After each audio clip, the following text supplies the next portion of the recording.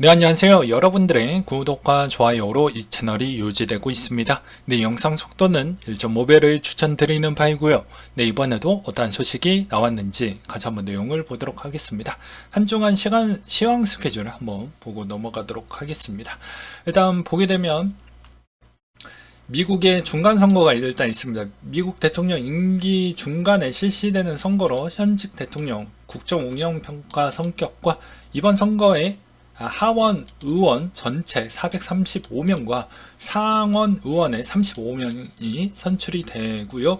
바이든 대통령 집권 2년에 중간 평가인 동시에 24년 차기 대권에도 영향을 줄 수가 있습니다. 어떻게 보면 지금 동향은 공화당이 하원, 상원 둘 다 먹을 수 있다. 이렇게 되면 식물 대통령 될 수도 있어요. 그래서 바이든이 뭘 하던 간에 계속 방해 요건이 나올 수가 있기 때문에 미국이 이러지도 못하고 저러지도 못하는 상황이 내부적으로 나올 수도 있다라는 이야기 참고하시기 바라겠고요. 8일날 있습니다. 9일 지준율이 있고요. 그 다음으로 10일 옵션 만기일 MSCI 반기 리뷰가 있습니다. 이게 또 반기 변경은 5월과 11월이고요. 분기 변경은 2월과 8월 달에 이루어진다고 되어져 있으며 아세안 정상회의는 10일부터 13일까지 이루어진다고 합니다.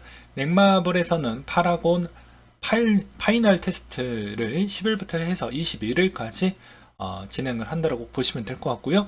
그 다음으로 11일 중국의 광군절이 있다고 합니다. 이때 얼마나 소비율이 어느 정도 위치에 있는지에 따라서 달라진다고 보시면 될 것 같고요. 12일 이것도 EU 디지털 시장법 발효를 하는데요. 대형 디지털 플랫폼 기업들 있잖아요. 구글, 메타, 등등 이쪽에 적용 대상으로 되어져 있습니다. 그래서 이 조항을 다 지켜야 된다라는 내용들이 문구가 있었습니다. 그 다음에 14일 오펙의 원유 시장 보고서가 나온다고 하고요. 15일 G20 정상회의 그리고 드디어 17일 수능이 있습니다. 네, 수능 잘 자녀가 있으면 잘 치르시기 바라겠고요. 그 다음에 18일 에이펙 정상회담이 있는데 이 에이펙 정상회담도 상당히 중요합니다.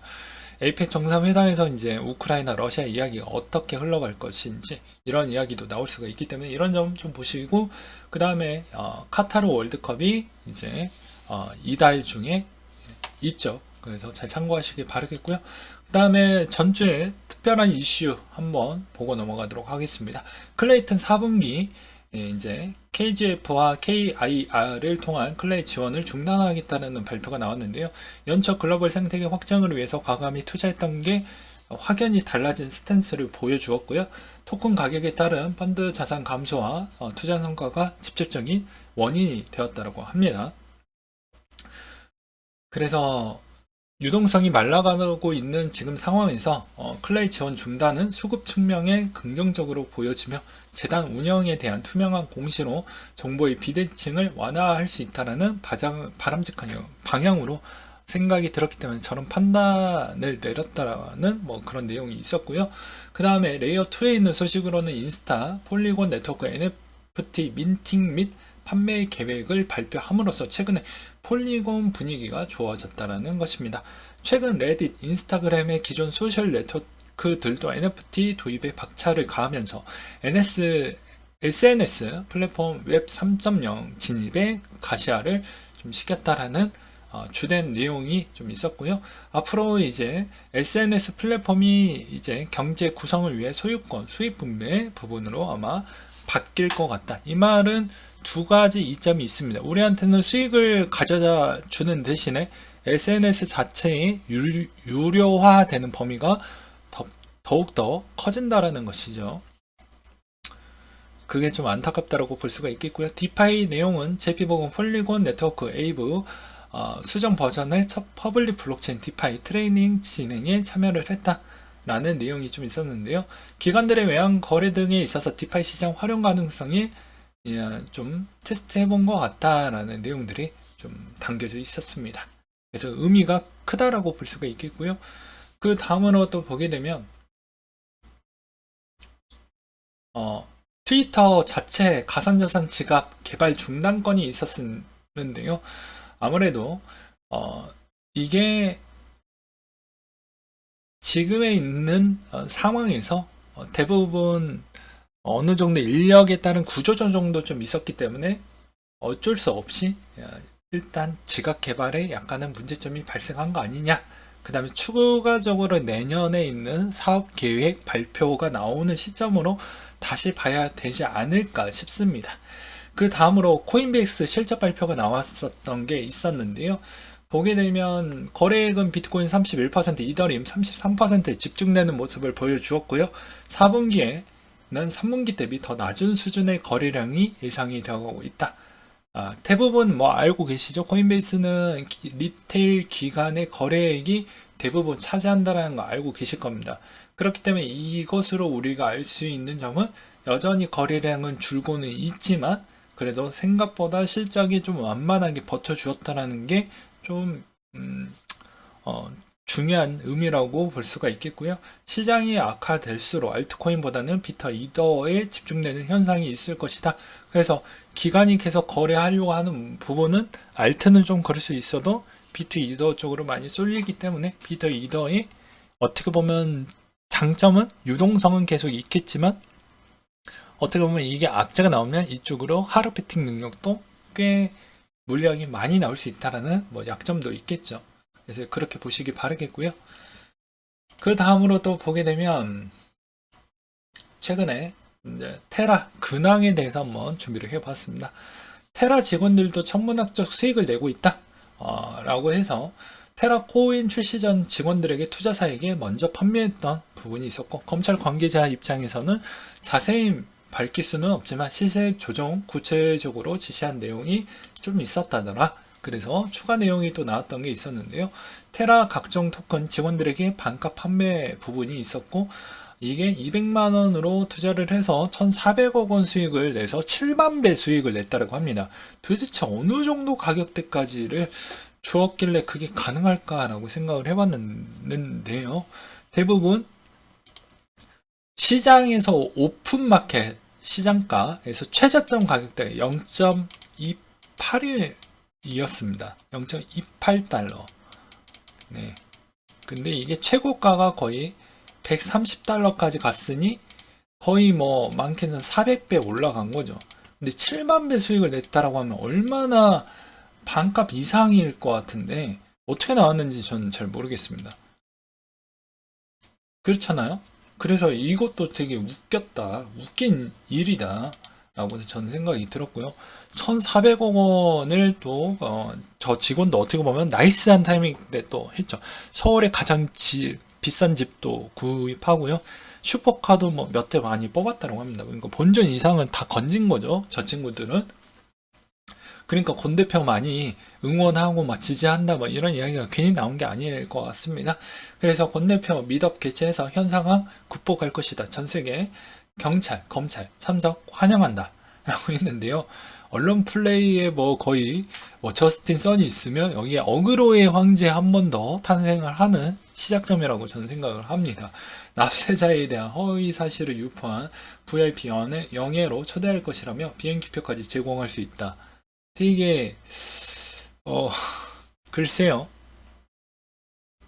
계속 트윗에서 계속 이렇게 언론 플레이를 하고 있는데 이미 피해자가 너무 많이 생겼기 때문에 자기 편이 없다라는 걸 좀 알아야 되는데 뭐 일단은 뭐 지금의 상황은 이렇게 흘러가고 있다라고 보시면 될 것 같습니다. 아무튼 여기에서 알 수 있는 점과 느낀 점은 어떻게 볼 수 있냐면 초반에 2017년도 이전 때까지는 코인 발굴을 하게 되면 가장 이제 복불복으로 저런 코인들이 되게 많이 나왔어요. 근데 지금은 조금은 분위기가 다릅니다. 왜냐? 지금은 아무래도 이제 자금이 좀 경색되어 가고 있는 단계이기 때문에 어떤 코인이 특정적으로 많이 띄울지는 아무도 예측하기가 어려운 구간대로 이미 넘어갔어요. 왜냐면 당연히 이때는 좀 유동성도 괜찮았고 통화량도 상당히 많이 풀렸던 시점이 절묘하게 다 맞아떨어졌기 때문에 그렇게 보일 수가 있겠고요. 지금에서 이걸 뽑기에는 상당한 리스크를 감수하면서 투자를 해야 된다.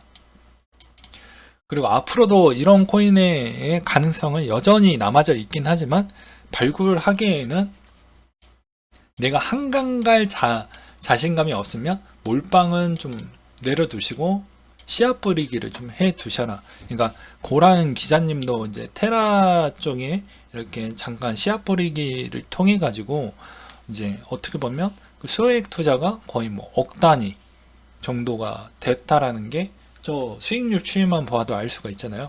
그러니까 대부분 듣보잡 코인 안에서도 가능성이 좋았던 코인들은 갑작스럽게 부각이 되면서 많이 올라갑니다. 그러니까 이번 시즌에서 가장 수혜를 많이 봤던 쪽은 전 딱 두 가지를 뽑는다라고 하면 루나나 도지코인 정도가 될 것 같아요.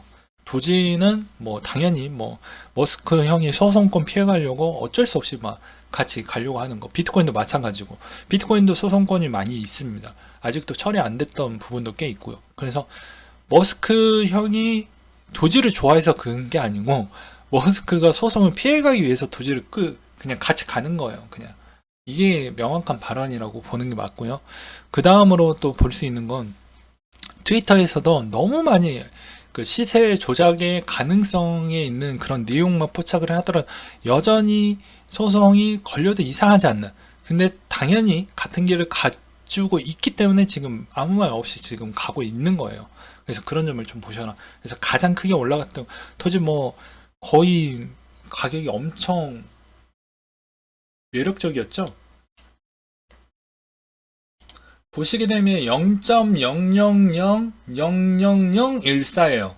근데 이게 0.00001096까지 올라갔으니까 어마어마한 형태죠. 그래서 여러분들도 진짜로 내가 부자가 좀 되어가고 싶다 라고 하면 씨앗 뿌리기를 좀 해 두셔라. 근데 그렇게 하면 한 번은 걸릴 확률이 매우 높다. 그러니까 로또급인 거죠. 내가 복권을 사는 이유가 그런, 내가 언제든지 될 수 있는 그 중에 한 명이 내가 주인공이 될 것이다 라는 기대감으로 사는 거죠.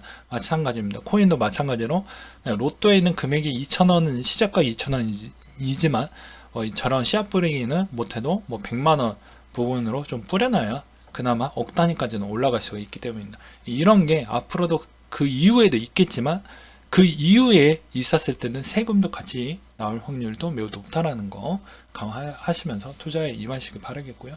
그래서 지난 과거에서 가장 큰 수혜자는 두 코인은 저는 이렇게 보고 있습니다. 앞으로도 발굴에 집중을 해서 거기서 승부를 보시는 전략도 나쁘지 않지만 상당량 시간이 필요하다. 그리고 그게 꼭 로또급이 안 될 수 있기 때문에 그런 거를 잘 유심하게 보시면서 투자에 임하셔라 라고 이야기를 드리면서 이상으로 마치도록 하겠습니다.